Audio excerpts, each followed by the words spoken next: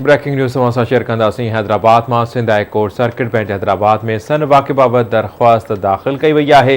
दरख्वास्त गुज़ार मौक़िफ़ अख्तियार कयो त सन में क़बरुनि खे ॾिराइण वारे वाक़े में टाउन इंतज़ामिया मुलविस है ऐं मुख्य जवाबदार ते FIR दाख़िल हुजण बावजूद खेसि गिरफ़्तार न कयो पियो वञे। अदालत दरख्वास्त ते chief secretary Sindh, local government जे सेक्रेटरी ऐं IG सिंध तोड़े DIG हैदराबाद ऐं SSP जामशोरो समेत वास्तेदार धुरियुनि खे नोटिस जारी कंदे 21 अक्टूबर ताईं जवाब तलब करे वरितो आहे। एक भेरो ॿीहर ब्रेकिंग न्यूज़ तव्हां शेयर कयूं पिया। Sindh high court circuit bench Hyderabad में सन वाक़े बाबत दरख्वास्त दाख़िल कई वई है। अदालत वास्तेदार धुरियुनि खां जवाब तलब करे वरितो आहे ऐं 21 अक्टूबर ताईं जवाब तलब करे वरितो आहे, जॾहिं त दरख्वास्त गुज़ार मौक़िफ़ अख्तियार कयो आहे त मुख्य जवाबदार ते FIR दाख़िल हुजण बावजूद पुलिस खेसि गिरफ़्तार न पई करे।